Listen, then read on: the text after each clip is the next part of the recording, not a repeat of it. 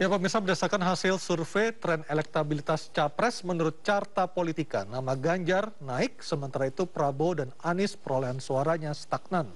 Dalam survei kali ini ada Capres yang mengalami penurunan dan stagnanisasi, dan hal ini disebabkan karena publik sudah mengerucut ketiga nama ketika responden ditanya soal Capres.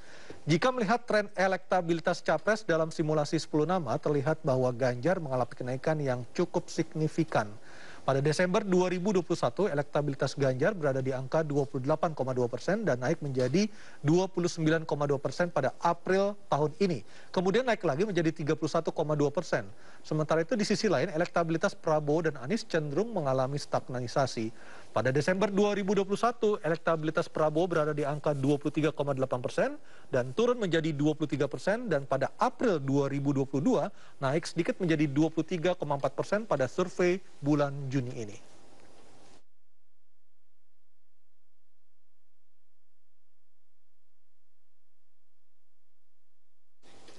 Dan pemirsa, masih membahas siapa penentu Capres 2024, sudah bergabung di studio. Ada Mas Nahrudin, peneliti dari Carta Politika, dan Mas Heri Budianto, Ketua DPP Partai Perindo Bidang Politik dan Kebijakan Publik. Selamat malam Mas Heri dan juga Bang Nahrudin. Malam. Saya ke Carta dulu nih, Mas Nahrudin. Kalau kita melihat tadi ada kecenderungan stagnan dari Pak Prabowo dan Mas Anies, sementara Pak Ganjar naik. Apa faktor yang membuat Pak Ganjar naik suaranya? Kalau kita lihat dari periode survei dilakukan, ini hipotesa saja ya, ada kemungkinan juga terkait dukungan, terkait Rakernas Pro Jokowi yang berlangsung di antara 25 Mei sampai 2 Juni. Nah, periode survei itu kita lakukan, setelah itu kan ada Rakernas Projo dan Pak Jokowi, walaupun memang belum secara langsung menyatakan bahwa dukungan akan diarahkan ke Ganjar, tapi beberapa sinyalemen mulai mengindikasikan bahwa itu adalah untuk dukungan itu untuk Ganjar. Jadi ada kemungkinan masyarakat juga sudah mulai membaca bahwa ada penerusan kebijakan atau ada endorsement dari Pak Jokowi terhadap Ganjar Pranowo. Semakin kerasnya elit PDIP menghajar Ganjar Pranowo, apakah itu juga menjadi faktor membuat orang bersimpati dengan Ganjar? Ada kemungkinan seperti itu. Kalau kita lihat dari hasil survei, mayoritas malah 61% itu kalau kita breakdown secara cross tabulasi, pemilih PDIP itu kecenderungannya ketika dia memilih PDIP, kecenderungannya memilih Ganjar Pranowo di luar nama-nama lain yang ada di PDIP, misalkan kayak Ibu Puan Maharani. Jadi friksi yang ada di partai PDIP juga ada kemungkinan membuat simpati terhadap Ganjar Pranowo. Baik, saya ke Mas Heri. Mas Heri, apakah nama Pak Ganjar menjadi salah satu nama yang masuk dalam radar Perindo? Ya, kami mencermati bahwa setiap hasil survei yang dilakukan oleh lembaga-lembaga, dan ini kan berturut-turut ya, kemarin Poltreking, hari ini adalah Carta Politika. Perlu kami sampaikan bahwa semua tokoh-tokoh yang masuk radar survei itu memiliki hubungan baik dengan Partai Perindo. Dan secara intens, Ketua Umum Pak Haritanu Sudibyo itu melakukan komunikasi politik. Kita tahu bahwa misalnya dengan Pak Ganjar, juga dengan Pak Anies, dan juga Pak Prabowo Subianto.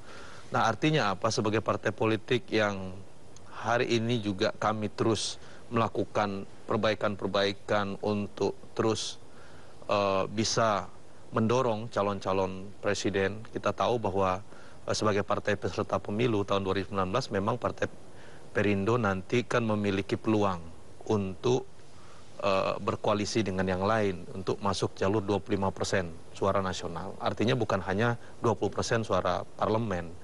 Nah, momen-momen seperti ini tentu tidak luput dari kami. Ya, siapapun tokoh-tokoh yang masuk, kami belum mengkerucut pada satu tokoh. Jadi semua tokoh kita ajak berkomunikasi, kita bangun komunikasi politik, sampai saatnya nanti Ketua Umum akan menentukan gitu siapa yang nanti akan diusung sekaligus didukung untuk menjadi calon presiden dari Partai Perindo. Dan tentunya bukan hanya capres, tapi juga untuk cawapresnya seperti itu. Mekanisme sama ya? Sama. Artinya tokoh-tokoh ini kan, terutama wapres ya. Wapres ini kan sangat dinamis ya. Nama-nama yang muncul juga bergantian begitu ya, berbeda dengan calon presiden yang memang nampaknya mengkerucut pada 3 nama. Ya, top 3-nya itu aja namanya sebenarnya. Ya, yang menarik adalah wakil presiden. ya wakil presiden, ya tentu saya kira walaupun muncul nama-nama lain, tapi banyak juga nama-nama tokoh di luar partai politik, gitu ya, seperti Erick Thohir, Sandiaga Uno, gitu ya, termasuk juga Tuan Guru Bajang, gitu ya, muncul gitu ya di permukaan. Nah, ada hal yang menarik, Mas Aryo, yang di sini yang perlu kami sampaikan bahwa dari nama-nama yang muncul yang dirilis oleh lembaga survei ini, tentu ini juga kami sadari bahwa kalaulah nanti kami menentukan, tentu adalah calon presiden yang memang memiliki kans untuk menang lebih besar. Kita tahu bahwa Partai Perindo adalah partai pengusung Pak Jokowi dan Ma'ruf Amin, dan tentu juga kami sangat memahami bahwa calon presiden yang didukung oleh Partai Perindo nanti akan memberikan efek ekor jas kepada Partai Perindo, sehingga Partai Perindo sesuai dengan target bisa lolos parliamentary threshold. Baik, saya ke Pak Mas Nasruddin lagi. Mas, kalau tadi kita membahas apa yang membuat Pak Ganjar naik elektabilitasnya, sementara Mas Anies dan juga Pak Prabowo juga itu stagnan. Nah, padahal Pak Mas Anies ada gelaran Formula E yang dianggap berhasil, sementara Pak Prabowo menunjukkan kinerjanya sebagai Menhan. Apakah kedua faktor itu tidak bisa membuat atau mengerek suara keduanya? Kalau kita lihat dari, kita baca berdasarkan data ya. Kalau kita lihat dari tadi kita sampaikan bahwa ada pengenalan. Jadi ada pengenalan di antara masing-masing kandidat capres. Nah, kalau kita lihat di antara Pak Prabowo dan Pak Anies, itu pengenalannya sudah di angka 80%. Sementara Pak Ganjar baru mencapai sekitar 70%. Artinya masih ada ruang untuk berkembang bagi Pak Ganjar seperti itu ya? Iya. Jadi kalau kita lihat potensinya, Pak Ganjar lebih punya kecenderungan naik, karena di antara 3 nama tersebut yang sudah pada level mapan pengenalannya itu ada Pak Prabowo dan Pak Anies. Sementara Pak Ganjar masih di angka 70% di periode survei Juni ini. Apakah level pengenalan itu mentok di angka 80 atau masih bisa berkembang sampai 100?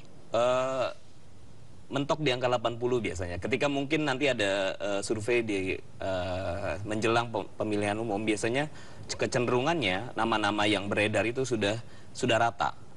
Pengenalannya itu di angka 80%. Jadi untuk kenaikan terkait elektabilitas itu hanya kecil 1% sampai 2% aja. Artinya tidak bisa mengubah terlalu drastis komposisi 3 besar yang ada sekarang ya? Ya, kalau melihat pada tingkat popularitas pada hari ini. Oke. Mas Heri, kalau dari Partai Perindo sendiri melihatnya apakah hanya semata-mata faktor elektoral ataukah ada faktor lain dalam membuat seseorang menjadi capres yang akan diusung oleh Partai Perindo? Ya, tentu kami tidak lepas dari keberlanjutan pemerintahan. Kita tahu dari beberapa kesempatan Pak Jokowi kan memberikan statement bahwa keberlangsungan program-program pemerintah Pak Jokowi 2 periode ini harus dipastikan dilanjutkan oleh calon penerusnya. Kan siapapun, kan Pak Jokowi menyatakan itu.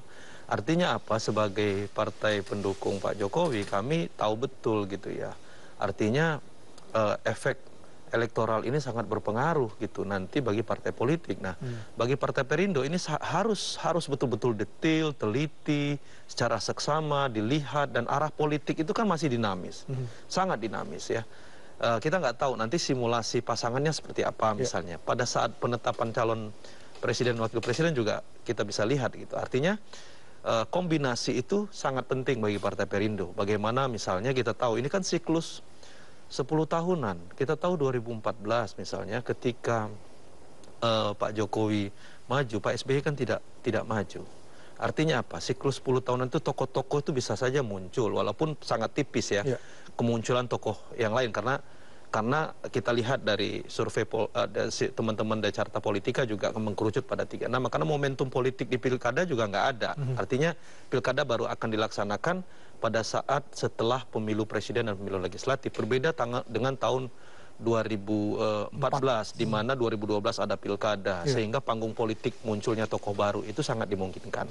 Artinya apa? Partai Perindo terus ini mengasah. Kami melakukan pencermatan secara matang, dan komitmen kami adalah bagaimana kemudian ini nanti bersinergi, lalu kemudian kan kita tahu misalnya Pak Prabowo Subianto adalah bagian daripada pemerintahan saat ini. Saya yakin beliau juga nanti akan meneruskan program-program Pak Jokowi. Pak Ganjar juga sama ya, beberapa kesempatan tadi disampaikan.